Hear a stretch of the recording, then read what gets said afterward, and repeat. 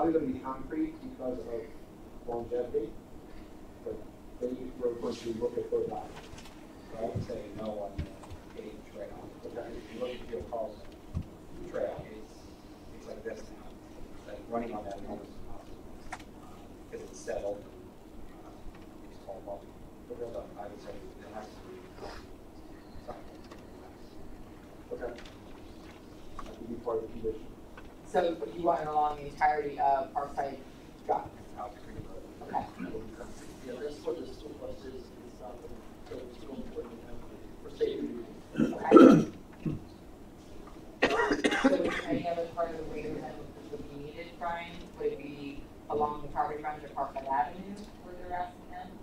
No, the Parkside Avenue frontage, we did not consider that to be a road frontage for sidewalk because the way the road is set back from the frontage was strictly, we were looking at it for Creek Road, the frontage along the creek, which is the PennDOT right away, and then Parkside. See what we looked at from our office's standpoint for providing the frontage sidewalk. And they provided it to the corner of, to the intersection of Parkside. But not on Creek. So they would need a waiver if the board was agreeable to not put it on Creek Road. That's what you're saying? Yes. Okay. So is the board comfortable with granting partial waivers to not require the sidewalk on Creek Road, but to require it the entire length of Parkside Drive? Okay. All right. And did we The decide? planning commission exactly talked about that. They went into Mark Young, and the planning commission went into this whole argument. And they looked at it and they talked about it, the paved surface. They talked about a trail, they talked about paving the surface somehow. But they were adamant about not waiving these ordinances. They said the ordinances are put in there for a reason. So people that wrote the ordinances were sitting in your chair at one point in time, made these ordinances for a reason. So just the way, there's no hardship to them. The hardship to them is moving the utility poles. And the planning commission did not see that as a hardship. That's their hardship. That's why they don't want to do it, because they have to move the utility poles. That's their only reason for the curbing and for the sidewalk. So I think the planning commission should have clout here, and the engineer should express exactly that conversation as it went.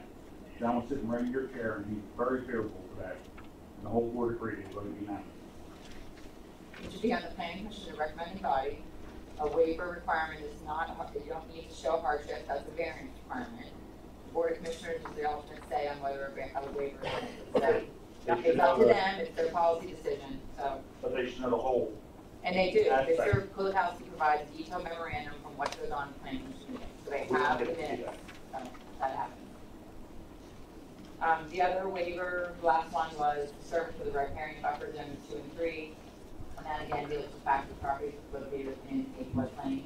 They are going to be required to get approval from FEMA, the letter of map revision is called. So that is something that they're required to do after the development is built. The other proposed conditions is they need to prepare a declaration that gets recorded against the property.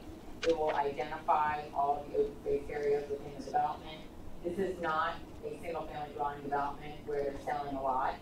So they are literally leasing an area for mobile homes, and the areas outside the mobile home continue to be owned by the owner of the mobile home park. So we need to make sure that there's a declaration recorded that those open space areas have to remain open space, and they will be maintained by the owner of the mobile home park. So that's something we need to make sure there's a declaration that it's recorded, and that's made very clear to the people that lease the mobile home units. So does that mean the sidewalks would be the owner's responsibility as well? Yes.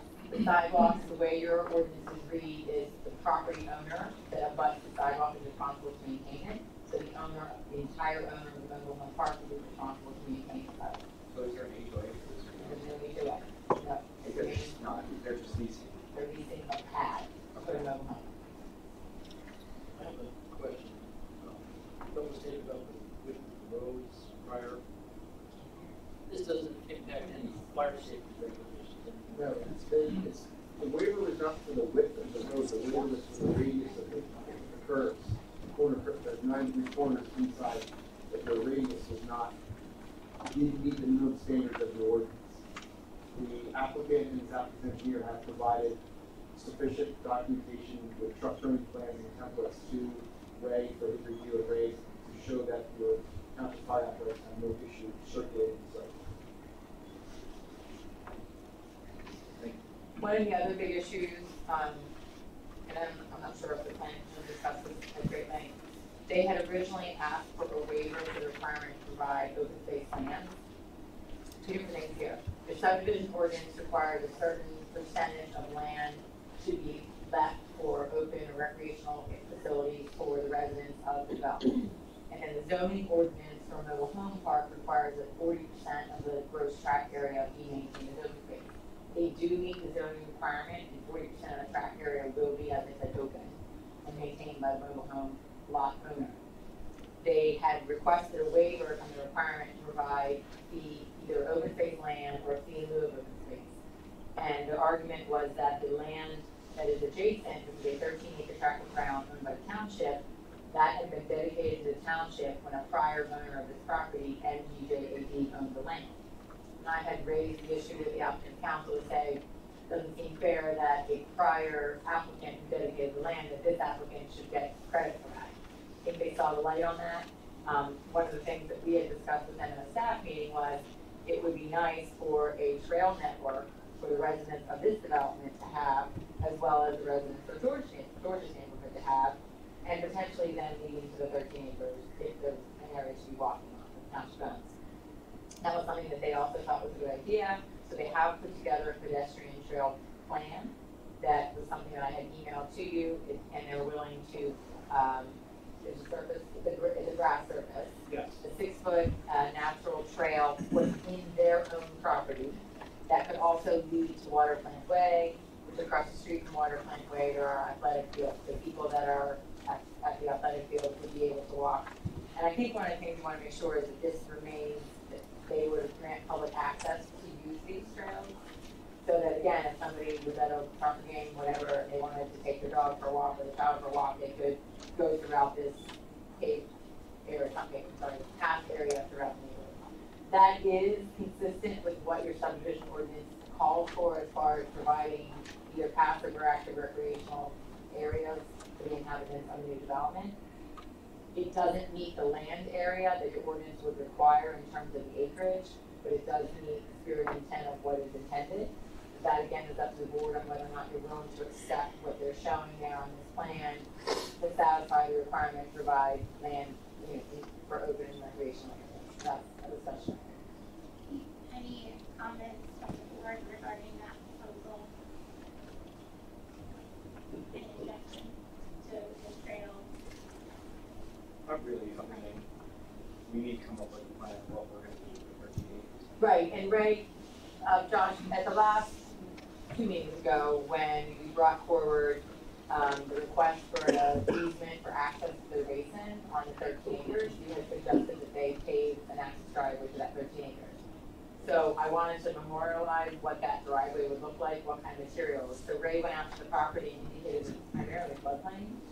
It's not something that he sees in terms of having a viable use for. You have to actually go into Downingtown to get onto this property for town. From a staff perspective, I thought staff thought it would be difficult for town to maintain this land and wasn't certain that you want to encourage, you definitely don't want to be encouraging structures and things like that to be built on it. So definitely have policy discussions for you guys to have at some point in the future. As your staff recommendation, there wasn't a lot we could come up with as far as active recreational pursuits on the property, other than again passive walking. So how big is the trail?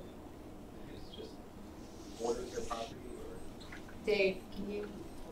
About half a mile. Okay. Do you have any thoughts on the trail? No, I mean, I saw the picture, so they'll be responsible for maintaining the grass and whatever else the trail. And we should probably beat that condition up, George, to make that absolutely clear that it has to be maintained in that paved, or not paved, mode Right. conditions such that it's suitable for walking. Yep. Or do you have any thoughts on the trail proposed? Trails. Yes. permission to go, Jeff Trego, 2 Beaver Run Road, permission to go back to the curbing waiver discussion. I wasn't recognized. All due respect to Mr. Stackhouse, I know him very well. I'm not questioning his opinions, but with the level of water issues you're talking about in this area, it keeps coming up, floodplain, etc. The idea of not having a curb creates a safety issue for not only residents, but for any emergency vehicles that need to get back in there. They're quite heavier than your normal car, and soft shoulders of roads cause a tremendous problem. And when you're talking fire trucks costing from $500,000 to $1 million that would be responding, to the residents, an unstable shoulder is really a big problem. So that's part of these things that my past experience, was discussed at planning commissions, and it would be another reason not to waive it. Thank The you. curbs are provided throughout the development. The streets within the development all have curbs. I understand that. Okay, I just But wanna make sure you but- understood that. Yeah, but you're looking to waive. No, that's what I'm saying. They are providing curbing throughout the development.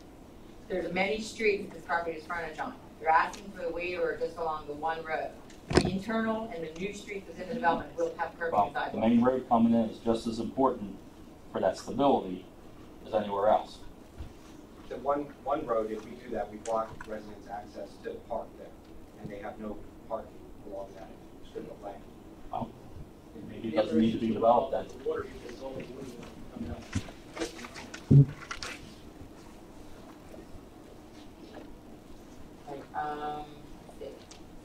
The other proposed conditions are ones that are in every condition, every motion, and that is post the financial security, enter the development agreements, get all the other outside agency permits, so they need DEP approval from the planning modules, NVDS permit approval from the DEP and Conservation District, and then recording their plans and paying all the necessary fees to the township. So that is before you now, and again, it's not something, if you want to consider it, take it under advisement. You do not have any legal obligation to make the decision tonight. I know the applicant would like you to, but it's up for discussion.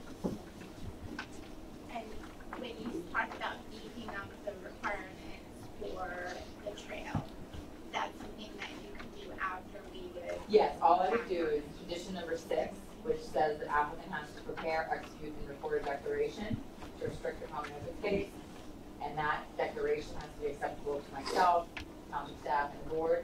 I would add to that sentence that they must also make sure that that declaration provides that the owner of the mobile home park has to continuously maintain the trail facilities that are being offered as shown on Exhibit A, and that I would add language that they're suitable to be used for walking, etc.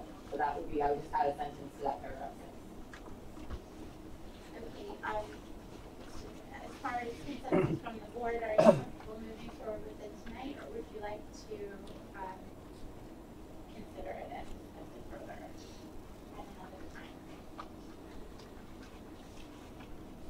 My opinion is let's get it written down and then come back in 2 weeks and make sure it's written the way we want. Did you get the motion? Did you get the email with it? Yes. Okay, that's fine. Okay, so you That's want my Ms. opinion. You want Ms. Kim to make the revision and then send it to us for review. If everybody. Okay, thank you. I will do that, and I will circulate that to you soon. Anything else, Ms. Camp? I have nothing further. Thank you. Ms. Denny? There's 2 items I wanted to bring to the attention of the board. One, we met with the Brandywine Conservancy and also with the Westchester County Planning Commission regarding the West Brandywine Branch Trail. The Brandywine Conservancy has received a village plan grant about the feasibility study to cover the cost for the entirety of the Caln portion of the West Brandywine Branch Trail. One of the pretty aggressive with this is because it has to do with the grant. So it has to be increased and increased as we have to do next year. There are going to be planning commissions, public record, report and they also requested a planning committee with the board meeting. So the board would like to talk from the solid, the living on something now. Abby is actually starting to from in-house to the front. And I'm assuming this is going to be extended beyond December, so I would not be. I will. I know. Yeah. Okay, is anybody interested in serving on this committee? When do they meet? Very good. The first one will be in March. No, it won't be the second or last Thursday of March. Is it daytime or nighttime? Nighttime, because it's going to be done. Where will we here? It is March. Okay, so we'll have to probably get back to you. If somebody's interested in serving on this committee, and let's get it done. Also, I have forwarded a presentation and proposal on legal stuff about creating a drawback course. Just wanted to make sure the board was okay with this before I gave you a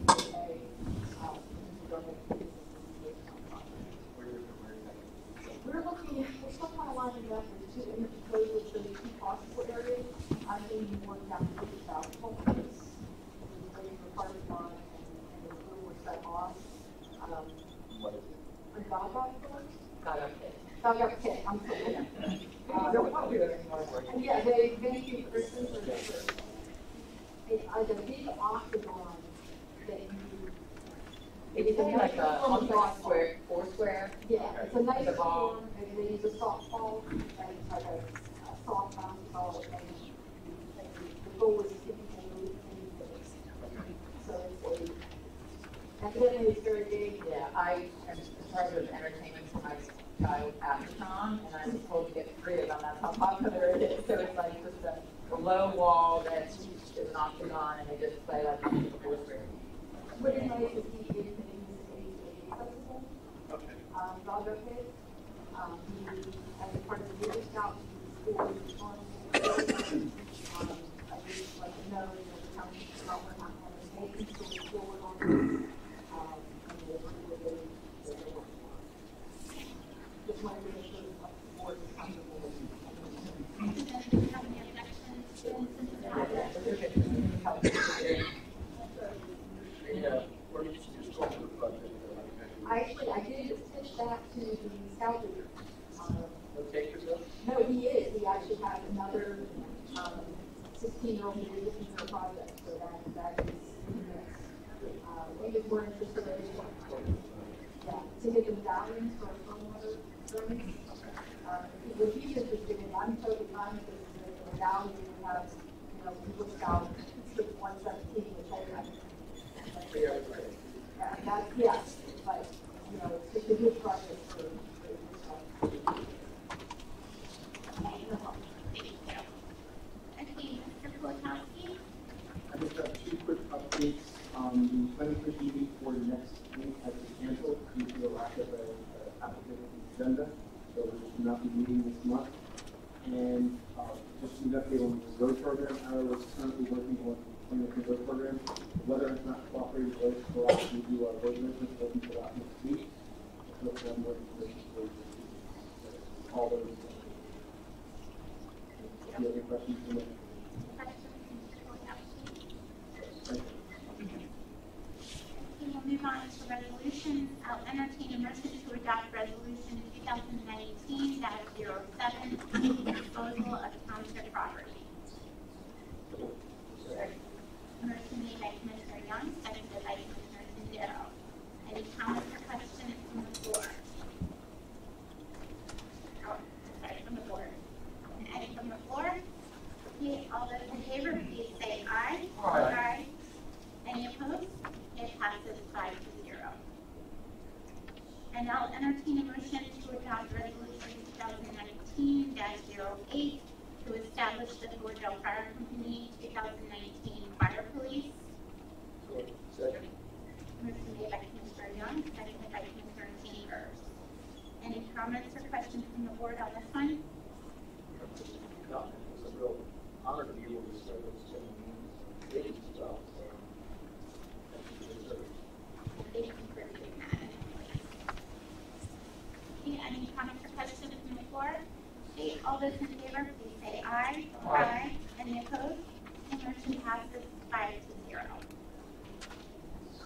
Okay, now we'll move on to the bill list. I'll entertain a motion to approve general manual check 38 and checks 42842 through 42900. So moved. Second. Motion made by Commissioner Chambers, seconded by Commissioner Young. Any comments, questions, anybody needs to abstain? I have a question. There's a set of golf clubs for a customer. Yes. What is that? We still have customers that will come and work with Pro, or the Pro. They start working with Pro. We don't order them for the shop anymore, just have it on. If someone comes in and wants a reservation. So the customer pays. Oh, yes, absolutely. I just saw golf club set customer. Yes, that they pay. When we signed up to work with the Any other questions? Okay, any questions from the floor? Okay, all those in favor, please say aye. Aye. Any opposed? It passes 5-0. I'll entertain a motion to accept the minutes of the January 31st, 2019 Board of Commissioners meeting. Second. Motion made by Commissioner Young, seconded by Commissioner Chambers. Any comments, questions, or corrections to the minutes? Okay. All those in favor, please say aye. Aye. Any opposed? It passes 5-0. Boards and commissions update. Parks and Rec. So we met last Monday and we agreed to continue some of our bus trips that we started last year again. So we'll be going to New York, Atlantic City, and then New York again for Christmas. We began talking about our summer series, and again, the July summer series will be concerts and a fireworks show, and the other two in June and August will be movies. And then there are two people up for reappointment.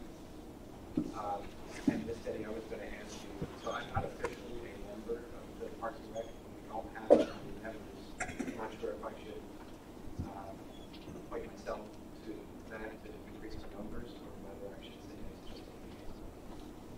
I don't know if it really makes a difference. I mean, there's a liaison committee, so you kind of sit in officially. Do it with the time. I just can't vote at any meetings as a liaison. Because you have to vote. So I would make a motion to appoint Greg, say Greg's last name, to the term 2019 to 2023. We have a second. Second. Motion made by Commissioner Young, seconded by Commissioner Chambers. Any comments or questions? Okay. All those in favor, please say aye. Aye. Any opposed? It passes 5-0. I would make another motion to appoint Jerome McBride to the term of 2019 to 2023 for Parks and Recreation. Do you have a second? Motion made by Commissioner Young, seconded by Commissioner Tindaro.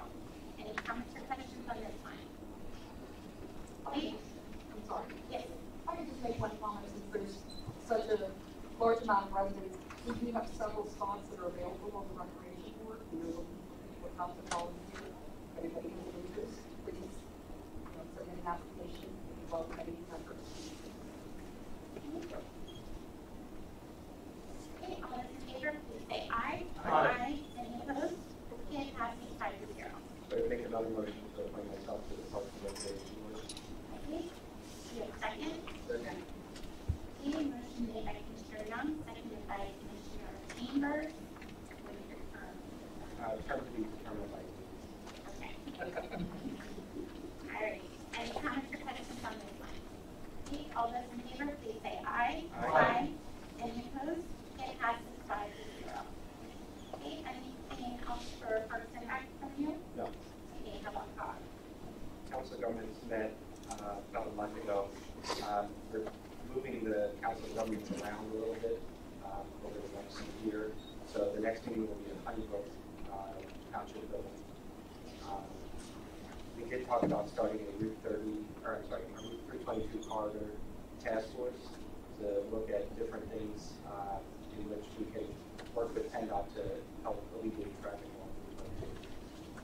and that would be Brandywine, West Brandywine, Caln Township, and I believe we were going to reach out to the borough of Caln. Anything else for council government? Okay. Municipal authority update. The primary focus of that meeting was talking about pump station planning, financing options. Okay. Sarah.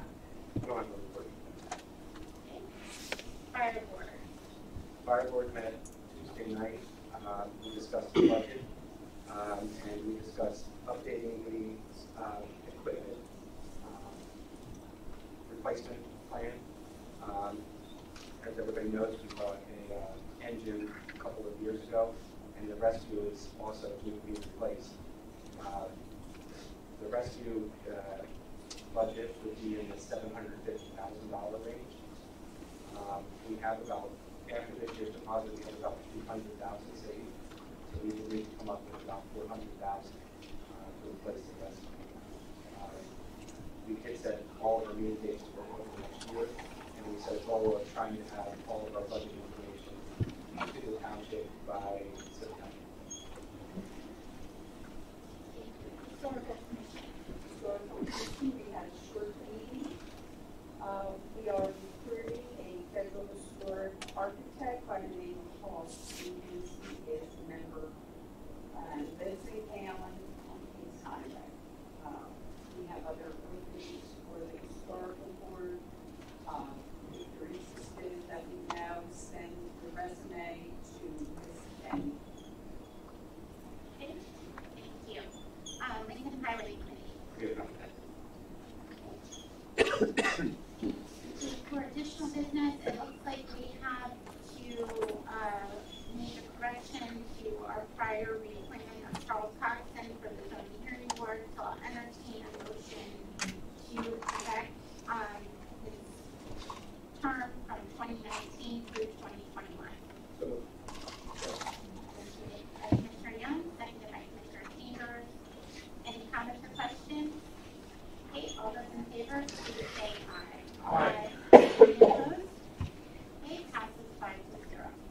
All right, so any other items? Okay. We're going to move on to the public comment portion of the meeting. Because we have quite a few people signed up for public comment, we're going to ask that you keep your comments to 5 minutes so everybody gets a chance to speak.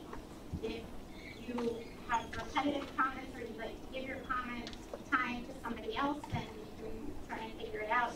But we're going to try to make it as efficient as possible. So I'm just going to call for the people that have already signed up, and then I'll let anybody else who hasn't already signed up raise their hand.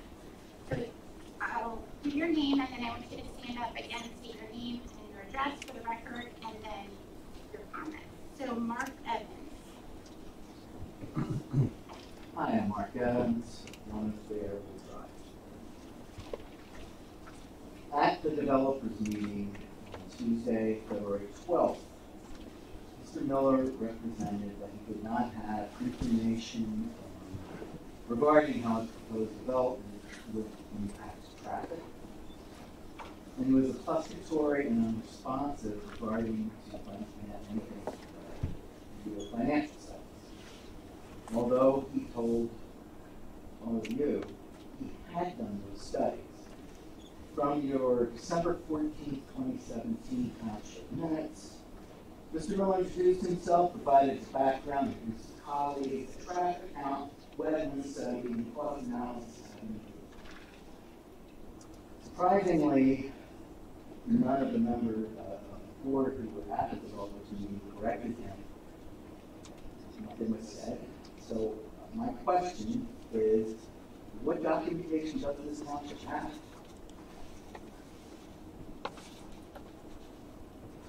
regarding financial.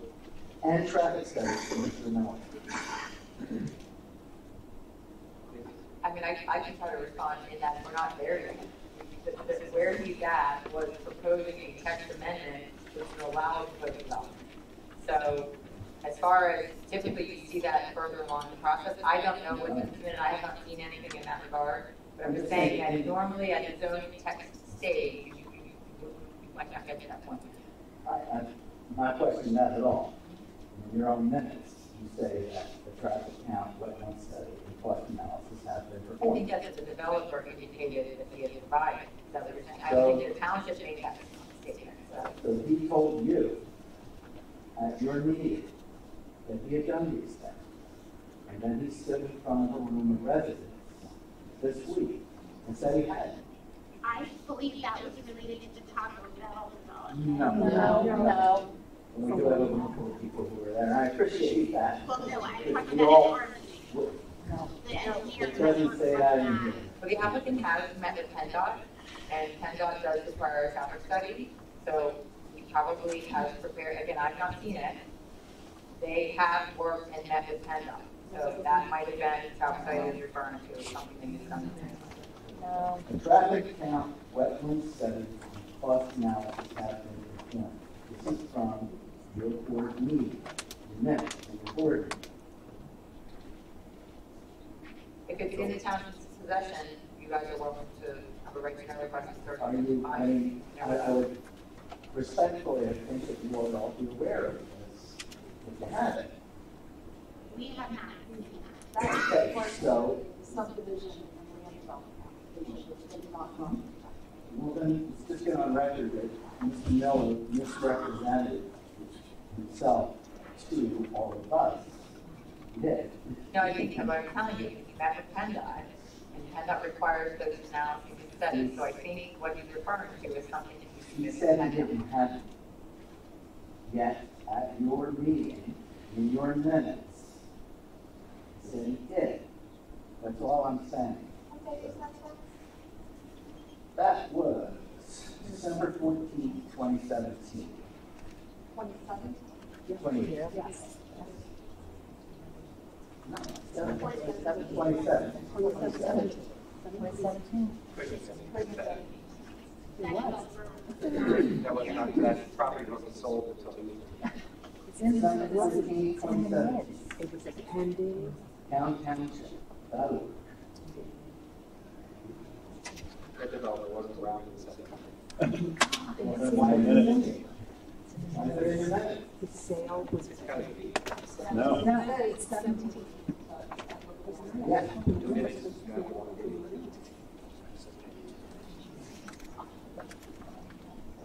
This might give everyone an idea of why your residents are so upset. Nobody seems to know what's going on. And we have a developer telling us things that are not factually backed up. So we implore you, just dig in a little and be very transparent with us. Because we have a problem here, a big one. I'm done. I don't want to take up any more time. There's plenty of people have things to say. But I would hope that the next meeting, maybe we can have important response. So we don't have any plans before us from the developer.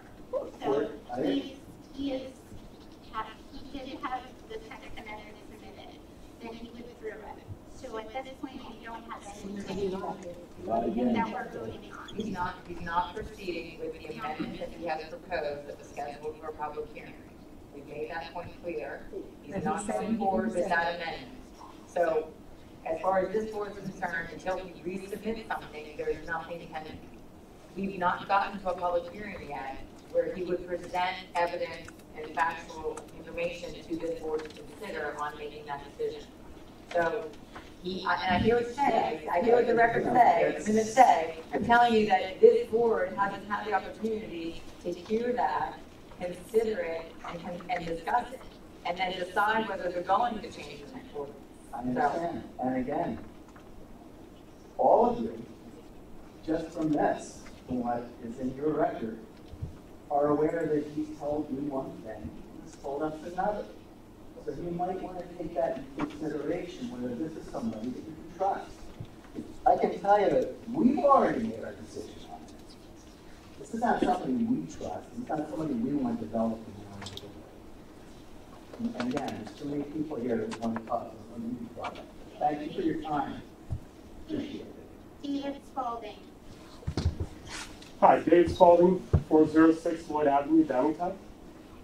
So there was a resolution that was provided to the township. We hoped that it would make the agenda. It did not make the agenda. So our hope is that it will be adopted. But first I'm going to read it into the record so that you at least have a chance to hear it. A resolution of the Board of Commissioners of Caln Township, Chester County, prohibiting the Caln Township manager, staff, and professionals from negotiating or discussing with any property owner or developer and the Board of the Township Commissioners from voting to adopt any proposed amendments to the Caln Township zoning ordinance that are inconsistent or conflict with the Caln Township Comprehensive Plan of 2017, which has set forth the will of the township residents regarding the planning and zoning in Caln Township. Whereas Caln Township, Chester County, Pennsylvania Township, began the process of creating a new comprehensive plan in 2015, and whereas the township, in conjunction with the County of Chester, Pennsylvania, expended substantial public funds for the creation of the new comprehensive plan, and whereas the Township Planning Commission, township volunteers, and representatives of Chester County Planning Commission worked on preparing a new comprehensive plan for nearly 2 years.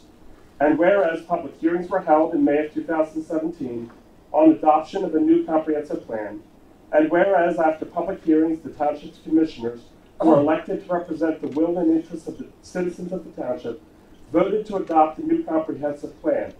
And whereas the comprehensive plan adopted in May of 2017 represents the will, desire, and the direction of the citizens of the township with regard to the future zoning and development of the township after its adoption, and whereas any proposed zoning amendment that is inconsistent or in conflict with the comprehensive plan adopted in May of 2017 is contrary to the will, desire, and the direction of the citizens of this township. Now, therefore, be it resolved that the Board of Commissioners of Caln Township, Chester County, Pennsylvania, prohibits the Caln Township manager, staff, and professionals from negotiating or discussing with any property owner or developer and the Board of Township Commissioners from voting to adopt any proposed amendments to the Caln Township zoning ordinance that are inconsistent or conflict with the Caln Township Comprehensive Plan of 2017, which sets forth the will of the township residents regarding planning and zoning in Caln Township. Further, that the Board of Commissioners of Caln Township, Chester County, directs the township manager and the township solicitor to immediately begin the process of developing a new zoning ordinance that strictly adheres to the comprehensive plan. So we ask that you guys adopt this. You all have copies of it. It was submitted. It was stamped by the township. I'm sorry that it didn't make the agenda. I would love to have had a chance to hear you guys discuss it. But what it boils down to is this. We spent huge amounts of money as a township to develop a comprehensive plan. We enlisted the aid of professionals. We spent a lot of money. We spent a lot of elected and volunteer time, all to come up with a plan. And what this developer's request amounts to is a request that we set aside the plan that you just passed. What you're asking is, well, what we did just a year and a half ago must have been wrong because we're now going to set that aside as though it was nothing. That's what it boils down to. The developer himself needs this. Once this is done, everything else is just window dressing. It no longer has relevance. This is what's important. Now, it was withdrawn. There's nothing before you, but we know for sure that this is just the next round. He can't be trusted. We already know that. What it boils down to is what we do right here, what this board does, will determine whether we have to live with this problem for the rest of the time we live in Caln Township. I've lived for 42 years on that street. 42 years of my life, most of my life. I know those woods like the back of my hand. I walked them as a kid. We played there all the time. I know that land. I'm not asking that it be kept the way that it was when I was a kid. But I am asking that our interests be preeminent. And you know what? You already honored that request by coming up with a plan. You passed it. You paid for it. You studied it. You brought all kinds of professionals into the mix. That is a good plan. We trust you in your judgment on that plan. You were right. Don't throw it away now, merely because someone decides that they want to throw it away. Okay, thank you. Thank you for your time. All right, Stan Zoltek. Well done, sir. Please.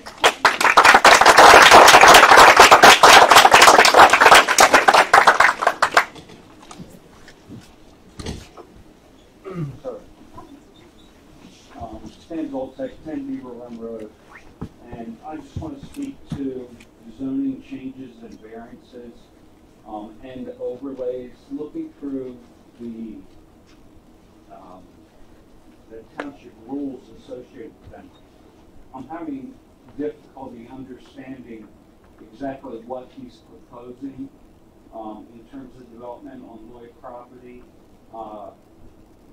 Many things he said last night I found to be inaccurate and factually incorrect, and we didn't get corrected. So I wanted to make that point. Secondly, state that I think many of the residents depend on what the zoning board and the township commissioners here do when they move into an area as to maintaining the identity and general character of that neighborhood. And there's actually multiple sections in the township zoning ordinance that indicate that variances and zoning changes should not be made by commissioners or managers if they substantially alter the character of the neighborhood. And I don't think in what has been looked at on Lloyd Farm that's been considered at all.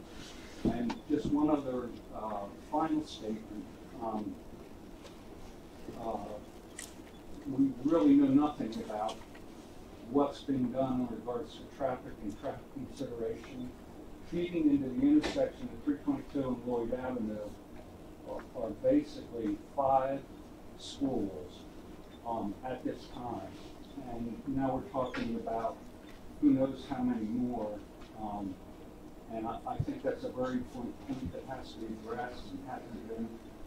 We have many residents now that have problems even getting out of their development anymore. And there's also a bridge on Lloyd Avenue that will not even begin to handle the traffic there now. Sometimes it takes an excess of 20 minutes to cross that bridge over that little creek. And it seems nobody knows or has committed to anything in regards to dealing with fixing that problem. So I'd like the township to look into that and make some recommendation. And I just have one other item I wanted to bring up.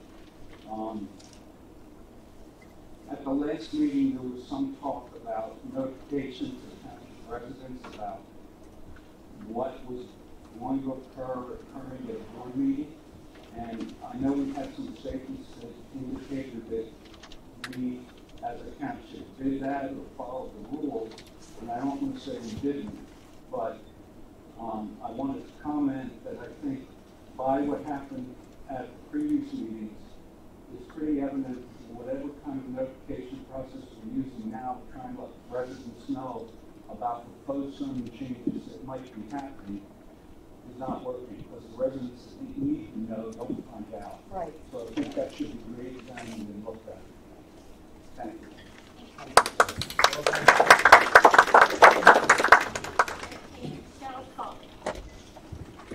Cheryl Spalding, 406 Lloyd Avenue.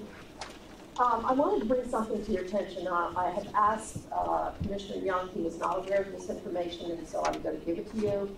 And I think it's completely relevant to exactly what's happening in this township. Harry Miller, under Wild Meadows, owns several properties in Caln. One of those is the Lloyd Farm, which we're here about, but the other is that he owns, in co with, I believe, Brandywine Hospital LLC, maybe Kent can speak to this, a 48.9-acre parcel at Fisherville Road and Route 30 bypass, purchased on April 20th, 2018. Now that's interesting because he purchased the Lloyd Farm on April 13th, 2018. So he bought both parcels within a week of each other. To my knowledge, he has not actually brought the Fisherville Road property in. But in an agreement which was recorded in the county, I can't tell you how much he paid, I've been told about $1.5 million. It speaks to the fact that he told Brandywine LLC that he wanted to develop that property as a 55 and over. Now, as it happens, I believe there are 3 tax parcels. I believe that property is actually, believe it or not, in the location that the comprehensive plan says you're supposed to have age-qualified development, 55 and over, and it includes apartments in the comprehensive plan. So, that being said, why are we even entertaining what he's doing on Lloyd Farm, which is on R2, single-family residential, with everyone, I think, in this room saying basically, yeah, we'll live with an age-qualified development, and that's sort of in that ordinance. And not saying to him, if you want to build those 55 and over apartments, you put them where that comprehensive plan says they're supposed to be. He already owns the land. So I don't think he clearly has not been truthful with these residents. I also don't think he's been truthful with you. I think he's playing a game, but I can tell you that categorically, he absolutely owns both properties. So now you can take that where you want it to go, but if that's the case, then I think you need to reject him, and the easiest way to reject him, frankly, is to sign that resolution. Yes. You just simply have to sign it and say, once you sign it, he's done. He can't come back and say, I'm going to develop something in the township that is not in accordance with the comprehensive plan. Ironically, it allows him to develop under the comprehensive plan on the other lot. So I give you that information and ask you to consider that. I'm not advocating one or the other. Page 19 of the comprehensive plan says, on land east of Lloyd Avenue and south of Route 322, the township may consider an option to develop a community design for active older adults. Yeah. This option exists in addition to the current option to develop under the regular medium density residential. So the comprehensive plan does call for consideration of an active adult community on this property. I know, but I'm saying, but you're making it sound as if as part of his proposal was to do just that. An active adult community, a single family home is age restricted. Yeah, but it's not his proposal. It's part of his proposal. It's a part, that's a key part of word, his part. proposal. But for this board to pass that resolution, that would be to allow somebody to come in with just single family dwellings as an age restricted community would be that is not. You're misreading. You're misstating what I said. So let me go back. I'm telling well, then let me clarify. I can't let you clarify. May I clarify what my statement is?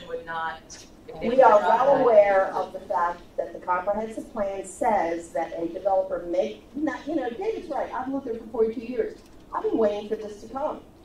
I mean, clearly, as developed as the township is, it's going to be developed. Nobody's questioning that. The issue is, it is, in fact, under the comprehensive plan, indeed. Yes, somebody can do an age-qualified development there. Thank you, that's exactly what we want. Now, but the zoning right now doesn't allow for that. We completely understand. Okay, so I just want to make sure that point is clear. Yes, we understand.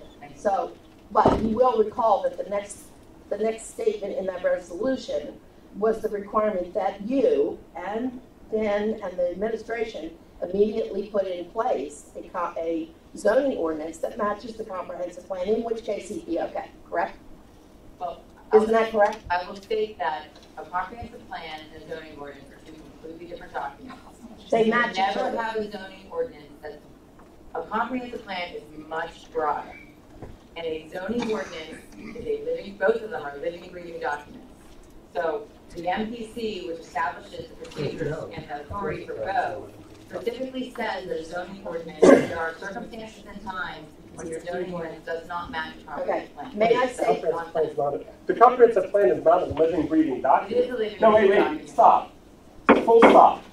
But you're defining things as broadly as you possibly can. No. A comprehensive plan is not a document that you change as you go along. We paid money and came up with a final resolution on what all this looks like for now. Now, that doesn't mean we can't come in and do another comprehensive plan. I get that. That's what I mean. No, but that would be a new comprehensive plan. So let's not pretend that you get to change this comprehensive plan as you go along.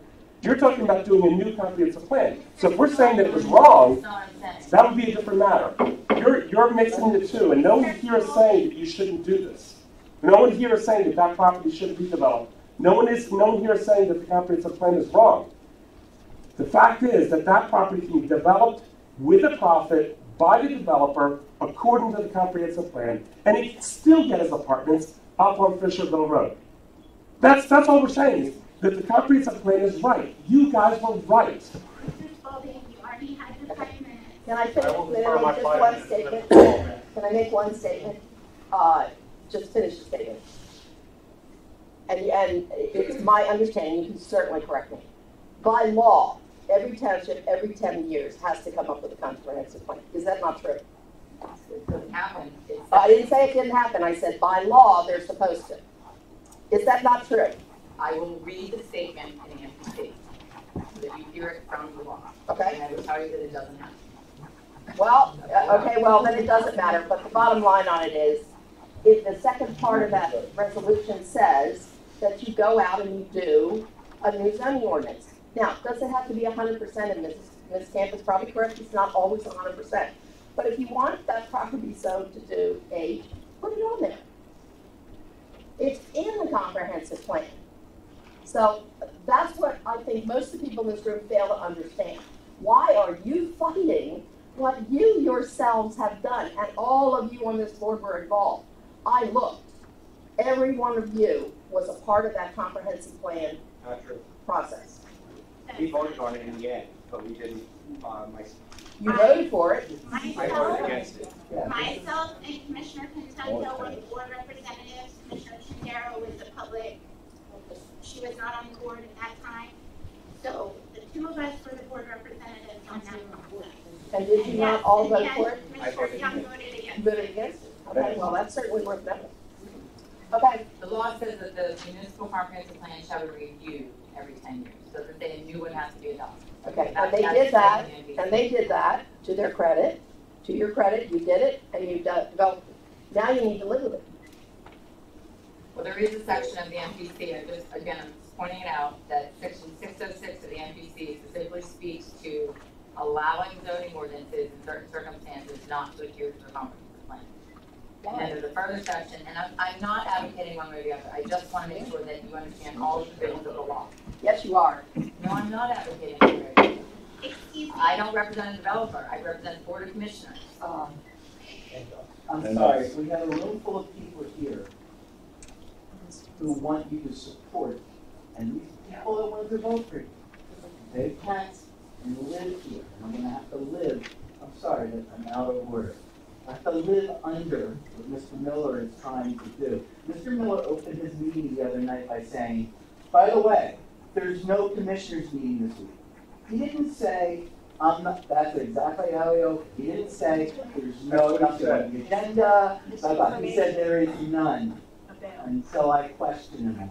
Oh, well, yeah, there is. So we would love you to support the wonderful comprehensive plan that is signed. So, just one thing. So I want to make sure everybody understands this, because I've seen out there that there's no commercial allowed there. It's just R2. That is not true. There is a special overlay district, the Route 30 bypass interchange overlay district, and it encompasses all of the interchanges, which includes Lloyd Farm. So I just want to read you the 10 items that are allowed by conditional use. And this isn't, again, I'm not advocating for this developer or any other developer, but I want everybody to make sure they know if this developer goes away, one of these 10 items could come here. 1 is office or business parks. 2 is hospital or medical campus. 3 is medical research and laboratory center.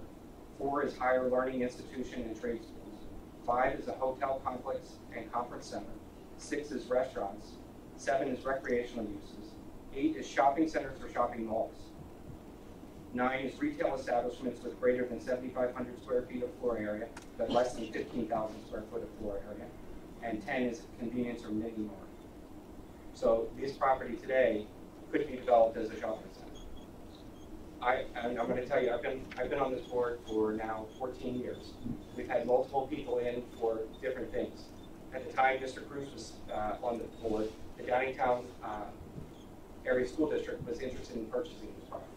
What they wanted to do is they were in talks with a large retailer to put a huge shopping center on that and save the rest for their school in the future.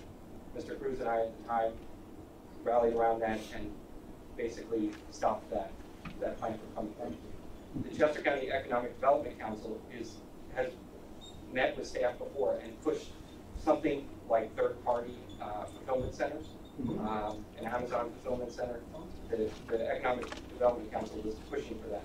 This board at the time said we weren't interested in that type of use on this farm. So I just want everybody to be clear, because it was out there that no retail is allowed or commercial is allowed. It is allowed by conditional use. What the conditional use is, it's allowed by right with conditions. The zoning text amendment, this board has the right to say, we're not interested, thank you very much for your proposal. A conditional use, we are not allowed to do the same type of thing. So just so everybody's clear, this property is allowed to have commercial on it today. So if this developer walks away and sells it to someone, he could sell it to someone that has any of those 10 items that are allowed by law today. So just so everybody's clear, and you know, if this developer goes away and all of a sudden there's a Wegmans there, you know, it is allowed by use, by use orders now. Which is specifically why staff worked with and negotiated and said nothing over 7,500 square feet for retail. We wanted it to be small. But because we realized literally they could come in and put a Walmart supercenter. And that was the traffic problem. That's the big issue.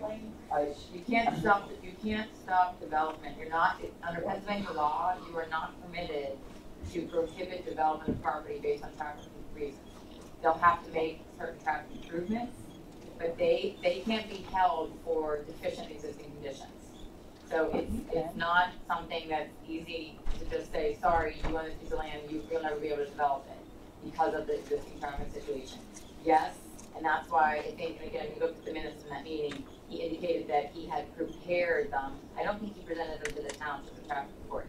I do know that he submitted something to PennDOT, but because when the township knew that he was interested in taking the property and owning it, there was already a lot of work and coordination because of the Taco Bell development and the Royal Farms development, that they then were trying to coordinate whatever improvements were being done. So I think what that traffic study was referring to was at PennDOT level. But again, because this property fronts on PennDOT roads, PennDOT would be the main jurisdiction for what would have to happen with respect to traffic. And also, so the audience understands, under the municipal planning code, any one of you could come to us and say, we want the board to look at this ordinance and change the zoning in my property. Okay? Well, the board did not create this. Okay. Right, exactly. But I think there's some misconception with the anger that's being put towards this board. I'm just please the board looked at it, the residents showed up, said they did not want it, they told the developer, go back to the drawing board. The board has taken no adverse actions. They listened to you. And I think, so it's very hard for these people that put a lot of hours in. They heard you and said, take it back. You want to show us something else. The residents don't want this. So I don't understand where this anger is coming from.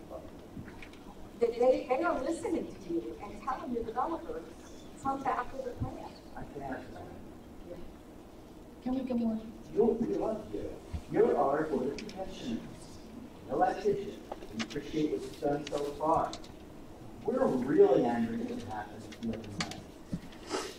Tuesday, Tuesday night. And we want to make sure that the people who represent our wishes understand how offended we were by this man and how misled we were by him. And by what, him saying in 2017 to you that I've done these studies and telling us that he didn't. There's just a lot here. We're not against you. You're part of us. We're all on the same team. We want to make sure that the places that are being called are the ones that we are willing to get hurt for. So, And no, and we all live here. I mean, It's- look, I'm one of the people who, lastly, look, I spent 32 years living in Manhattan's Greenwich Village. I live in a 5-story apartment building. My building had 12 apartments. 200 apartments? That's 2 city blocks. That's not some cute little thing. It's gonna, I'm done. But, you know, just, there's a lot to be taken into here. I can't take a left out of my drive. I can't.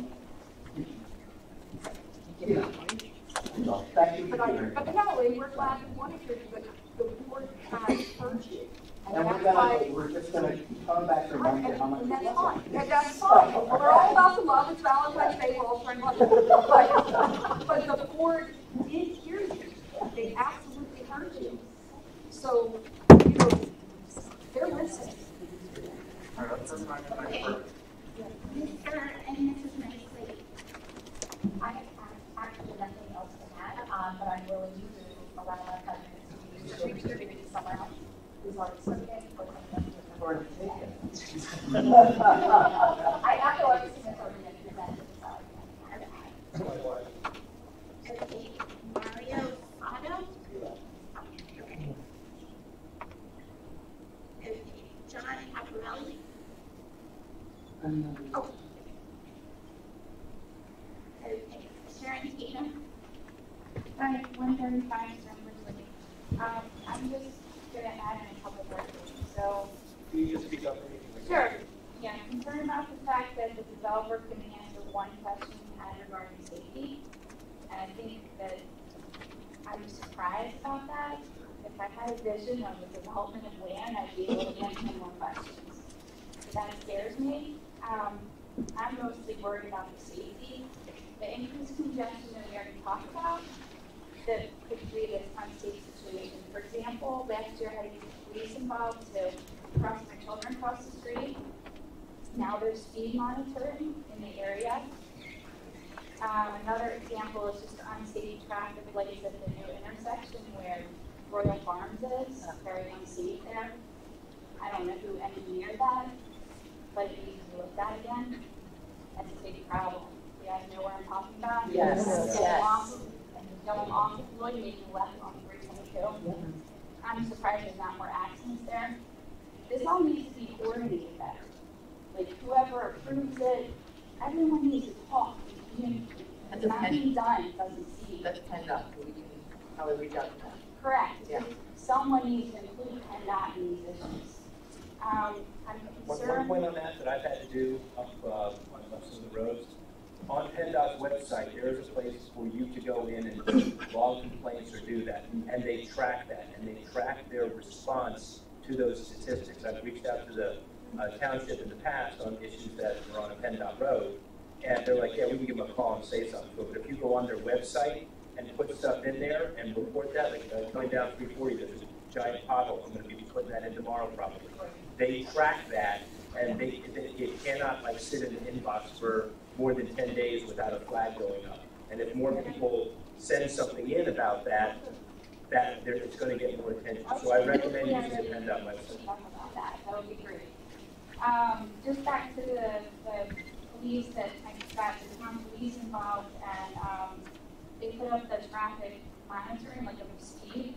So I don't know any of the outcome of that. But it was up one time, then it went down, and it went up again, and then it went down, and now it's up. The third time it was up. Don't know what's going on with that. What does that mean? I know I'm not alone in knowing that people are speeding through there. You cannot cross the street safely. My children can't get to the park safely. It's ridiculous. So that all needs to be looked at when there's a major development like this. And Lloyd Farm is huge, huge area. Mrs. Tatum, Yes. at the last meeting, Chief Elias was here and some of the residents were concerned about the speed and discussed that with him. So he said he would allocate some resources so that the speed monitoring in fact takes place, and so that's what that's why I understand again. Thank you. I'm sorry, could you say that last one? Put the speed back Put to the speed monitoring equipment back in place on Lloyd Avenue.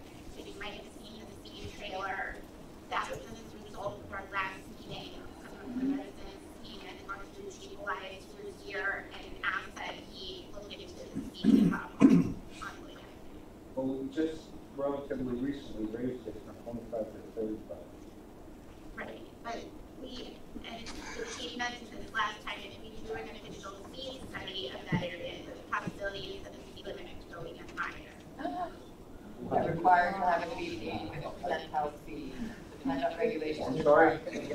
If a speed study is done and the speed limit is not equivalent to the 85th percentile speed, the speed limit has to be raised. So that's PennDOT regulations. Let me understand that. Are you saying that people drive faster than the speed limit? By If the speed study is 85%, done. you have to raise it. If the speed study is done. Wait, can you answer my question? I want to make sure I understand. Are you telling me that if 85% of the people violate the law, go faster than you're allowed to go on the road, we have to raise the speed? That's what I'm saying. Oh, that's PennDOT regulations. Well, then, 4 police officers on Floyd Avenue. give That's them- why oftentimes people are asking for townships to do a speed study. Townships are just doing it because once they have that speed study done, then they don't always do what the regulation requires because of that. It seems absurd, but that is really what the regulation states. That That is a was state not my road, right? understanding. No, it's not. No, it's not. I don't Not my count. understanding at all, that speed would be brought down to people who didn't tickets. And it's considered some type of like So that's not a state road, right? residential road, I don't know if you guys know that. I It's don't not know. considered I a don't know. residential road, even though there's people who live on that road. That's what the police have told me. No, they can ticket, but if the police department has an official speed study in an effort to determine the appropriate speed limit on the road, then the township is obligated to follow through with the result of that study, which may include increasing the speed limit. So as an alternative to the police department is placing a speed trailer there as a deterrent so that hopefully people will not speed, which is the ultimate goal. Does it work the other way? If it's 85% more less than that, will it lower it? I believe so. And my last concern here is on the, two more, that the loss of the proper water drainage as a result of losing all of that ground is gonna really cause some problems with the already existing homes near floodplains, and some are on floodplains. So that just needs to be looked at, that really needs to be engineered properly. Our Stonebridge crossing was not engineered properly. Major issues. Most of them are resolved now, but that was a problem back then. So whoever is engineering this now and improving it really needs to be careful because we're all going to speak up if something happens to our homes as a result of this. The township stormwater ordinance, if anybody goes to develop that property, is very stringent. It's a countywide ordinance that the township was required to pass. And it requires that the post-development condition, less water, Brian, speak it better, the volume, the quantity, and the quality of water leaving the site has to be improved. The quality of the water has to be improved, the quantity of the water has to be lessened to be equal to or less than what's currently coming off the property now in both volume, the amount, and the rate, how fast it comes off the property. Has to be equal to or less than what it is right now as considered farm field by the current. So anybody who develops the property has to meet the ordinance for its development. It's also something that's mandated by the state laws and the conservation district and DEP regulations that are very, very stringent. So no matter what happens with the development of that property, that is something that will be looked at very carefully. Okay. And then concerned about the Lloyd Bridge not being able to safely withstand the increased amount of traffic. I don't know how old that bridge is, but can it structurally hold the amount of cars that are going to be passing that now? And I'm also concerned about the gas pipeline being very close to the building. Didn't seem like you really knew where they were when you passed them. Thank you. We have a question back there. Yes, Jim Spalding, 406 Lloyd Avenue. I've been there for 40 years now, and that road has not changed in 40 years, okay? But the amount of traffic on it has gone up exponentially.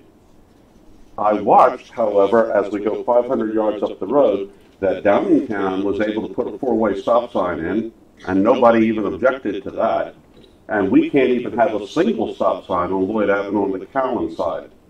And if someone comes in and says, we're going to throw another 1,000 cars a day on your road, and it's okay because we got to wait till PennDOT gets here, and our board and our managers and our representatives and our engineers can't make a case somehow or another that we can do better than that, I don't understand. I don't know whether we're listening to, hey, gee, that end of the township doesn't belong there or something, or exactly why. But in fact, you've got a perfectly good four-way stop sign sitting right here in front of the building. And it works fine controlling traffic. You have a 35 mile an hour speed limit, and you probably don't have any more traffic than we have, or any less. And yet we can't have any of those amenities. And if someone comes in and says they're going with 1,000 cars a day on there, okay, tough luck, people in Lloyd Avenue live with it.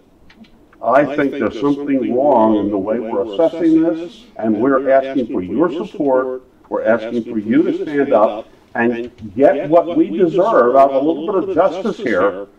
Better roads, sidewalks, stop signs, protection, and maybe not a 70-foot high building on the top of that hill. But we need your help. Well, that's all something that development, whatever, ends up going in there. They're required to take a look at the traffic in the area and make those traffic improvements. That's something that was part of any development. Before they build or after they build? Before it's approved by here, by the commissioner. Are you commissioners hearing everything that we're saying? Yes, and we do not. No, that's not a question, it's part of the question. Understanding exactly what everybody in this room is ready to sign off on, which is I'm just sorry, sir, can you please put your name and your address on the Mark Young, 20 Beaver Run Road, downtown PA. So everyone in this room, as we said before, and we said it last night to Steph Peters, or 2 nights ago to Steph Peters, we're all for the R2 residential 55 plus community.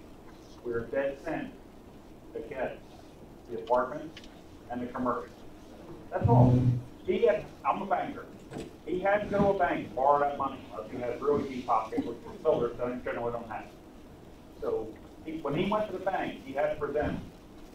I don't think he could listen to now. Excuse me, our colleague has a condition and he is trying to leave the meeting because he's not feeling well, so I'm trying to signal to his wife to get him. Okay. So what I'm going back to is the residents here are all for, yeah, we love our cornfield forever. No doubt. We can't have that. So we will have 55 plus single residents going throughout that whole farm. When he went to the bank to borrow the money, he had to present financial plan that he could support that loan based on that plan. And then he probably put another part in that he can make so much more right with the apartment buildings in. But he did not get approval to borrow that money, the $4.2 million, without it just being residential. And I can guarantee you that, because the FDIC is close to that.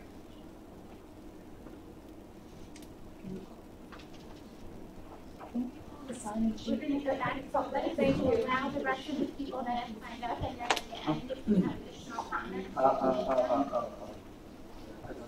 Jeff Trigo. Jeff Trigo, 2 Beaver Run Road. I have a couple random comments to fill in. Start with Chief Elias. We did talk to him at the last meeting, and to let everybody know, I came out of my house at 11 o'clock one night, and there was a patrol car sitting at my mailbox. Because that was one time in the evening that I did share with him that we had somebody that would go 100 miles an hour down the street. So I'd like to thank Mr. Elias for making that possible. Secondly, we're hearing several times here, and we heard it again tonight, that we're angry. And we're being referred to as angry. And we're not angry. We're not an angry mob, as I've heard that said as well. We're concerned. We're concerned because we don't feel that we're being heard. We don't feel that you're necessarily getting the full story. Because my particular interpretation of this being taken off the table by him is what you're seeing, that it's not being officially presented. I'm kind of lost as to what he told you, but to me, it wasn't presented because too many people showed up to fit in the room. Okay? But what he brought to that meeting Tuesday night, and I'll quote him, "This is what we're going to do. This is what I want to do. This is what you're going to see." Am I not correct, Mr. Chambers. You were there. Well, you implied that. He did, okay?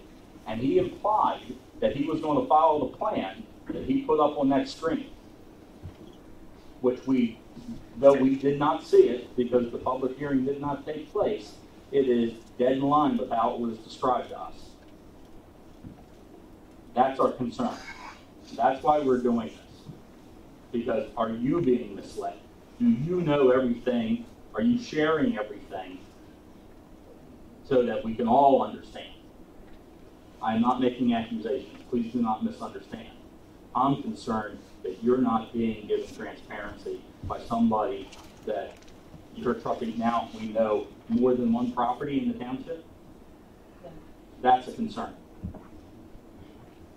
A big concern. But I do want to thank Mr. Chambers for staying. You stayed the entire time, from beginning to end. You were quiet. I don't blame you. I probably would have been hiding under a chair. But you did speak with me. Even to the point where you wrote my name down so you'd remember me, okay? What that means, I'm not sure. But, you know, he was there, and you heard it, okay? And yes, the meeting drug out. Yes, there was some anger at the end, okay? Because Mr. Miller went from, as I described it, what did I say? Cute. Charming and clueless in the beginning, okay, to quite annoyed and arrogant by about halfway through. Is this the type of person you want to put the hands of the township in? Thank you.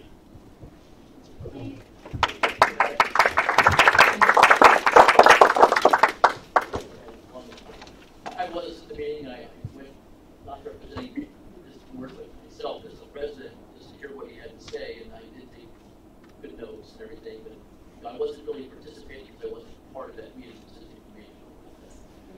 But thank you for your comment. No, we appreciate it. We did. Yeah, we did. Took a lot to do that. Carolyn Brown.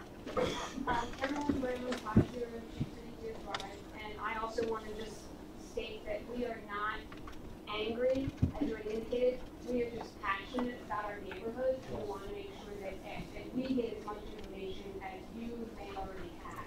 So a lot of us are questioning and concerned about the safety, the traffic, the water runoff, that there's already a problem now, so adding 300 plus houses is going to cause additional problems. And we just want to get the information from you as before anything gets finalized and voted on. We want to make sure we're included in the information, so we are as educated as you are, and we know what's going on, so we don't have to get angry. We just want to be part of the conversation to make sure you understand our side and we understand your side. We don't have anything. That's why we're here. We want to know that. So we're calmly, we're not arguing with you. We're here because we don't know what you know, because at some meetings that happened, we weren't part of it all. So we're here to make sure that you know how passionate we are about it and how much we're interested in knowing and being part of the conversation calmly.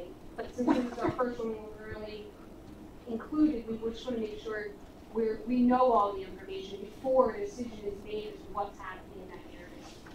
And as we said at previous meetings, which you may not have been involved, we would have to go through a lengthy process to get to the point where a developer would actually be able to develop on that property, even if it was a by right use. And so, I'm sorry, I was looking for the 150 Parkside.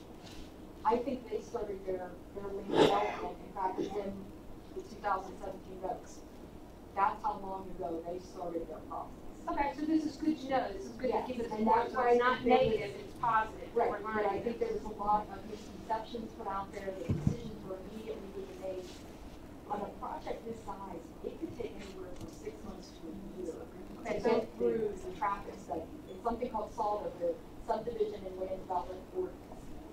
There will be multiple meetings that go through, and we're not even anywhere near that process yet. All right, we appreciate that, because what I took out of the meeting from earlier this week from the builder, just me personally, not from everybody else, but I took that a lot of this is already done. There was very few questions that had to be answered today, potentially, and that this is a done deal. Yeah. That's why, that's the reason that I'm concerned, and I think a lot of other people are the tension's high, because we thought this was a done deal. We want to make sure you're aware of our concerns, because I'm not sure if any of you live in our neighborhood, but we're concerned about what's going on there also. So we just want to make sure you have your remake decision. And I'll say I do. Okay, you know the traffic. But we do not have well, there's the 2 layers of the process. They're requesting a zoning change. So that we would definitely have a public hearing for if this board was in favor of moving forward with the zoning to even come to a hearing stage. If we said no, we're not interested, then that would be the end of it with the zoning. And we could have the hearing and again say, no, we're not interested, or yes, we are interested. We've done in the past, what we've required developers is to do both at the same time, the land development and the zoning. That way we reserve the right at the end to say, sorry, we're not going to pass the zoning because we don't believe that it's in the best interest of the township. You may have seen in the past the solar farm, it had the same process. So what we did is they needed a zoning text amendment, and we said fully develop your plan so that we can see what it would look like filled out. We talked about stormwater runoff, we talked about all of these different items, but they went at the same time. They couldn't get the land development plan approved until we approved the zoning text amendment, which we did on one night. After, remember, what was it, 2 years of meetings, we finally approved the land development and the zoning text amendment at the same time, about 2 years after it initially started. And I think that is what people don't realize. This is a living process. And there's a lot of negotiation and back and forth. It took over a year for 50 single families to get to a point of just emotion. So this isn't going to happen tomorrow. Okay, and there will want to be make sure we're part of the and there will be all of these items that you're talking about, the traffic study, the hydrology study, stormwater study. Those are all part of the Saldo process that must be submitted and will be exhibits attached to their application. So it is not something that. And that's all public knowledge? Absolutely. Yeah, it's all part of the process. And We have nothing to work other than what is on that Mr. Miller can show you with the conceptual drawing. That's something we have. So you're not ready to make any motion on anything? Oh my God. There has to be a public hearing on an amendment. Yes. And that's just the amendment. That's not even getting into the design stage. There are a lot of things that you're asking, with the traffic and that's all part of the subdivision and land development process, which is months. Months and many reviews and a lot of, like Mr. Young was talking about, a lot of back and forth of, if you're not seeing this taken care of, then forget it. And the board would have the ultimate say to go, no. But what everyone has to realize, the uses that Mr. Young talked about, they couldn't do any of those right now. Those is okay. But the board would have to do that. Correct. So the point is, it's still there. We don't want it. But if the board says no, then they can't. No, do no. Not for conditional, not for those items I listed, like a shopping center. That's a conditional use, so that's something allowed by right with conditions. Yes. After a public hearing. After a public hearing. process. So they could build, and the conditions could be, you can't exit on Lloyd Avenue, you can't, those are the type of conditions that could be there. Those 10 items I wrote, they could submit a plan tomorrow and be on the way to realization of that.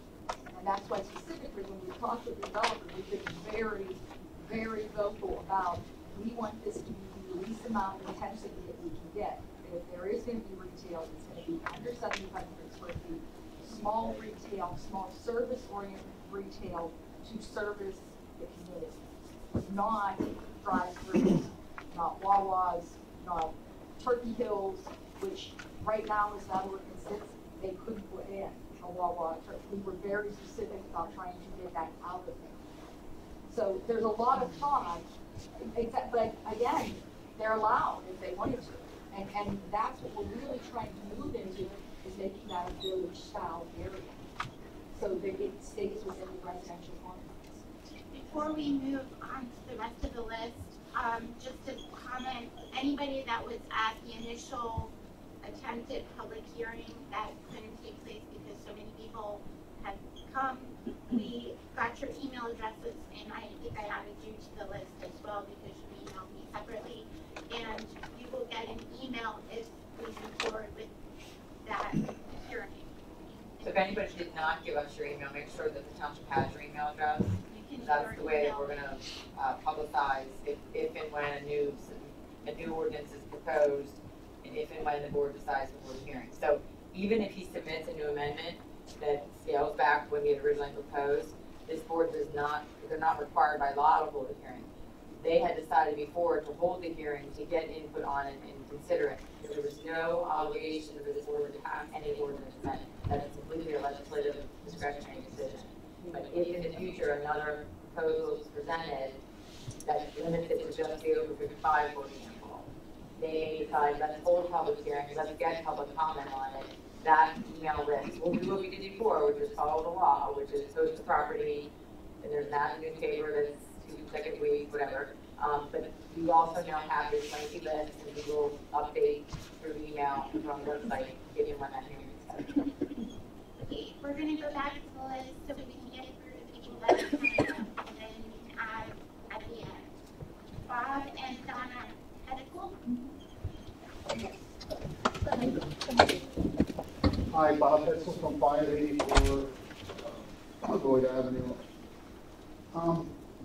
This gentleman here was talking about PennDOT.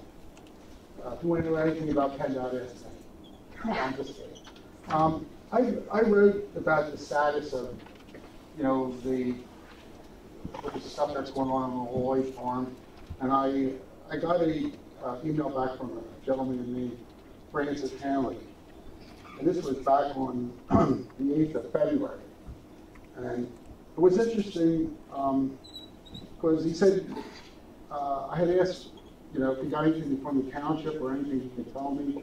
He said the only thing that they got from the township was a scoping submission. And of course, people don't know that that's like a erosion sediment control thing. And that was back in 2018. And he said after that, they really haven't heard anything, but they did recommend things with Lloyd Avenue.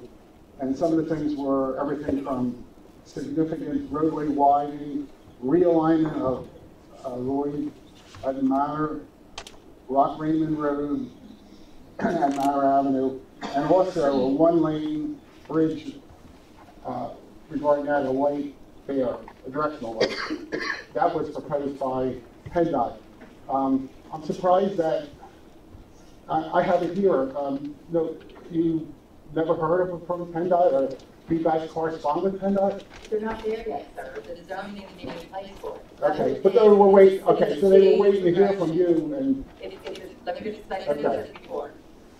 You first have to have the zoning ordinance allow the uses that you're proposing, and that's the government indicating that right now in today's ordinance, single family dwelling, they can do what else is going to do.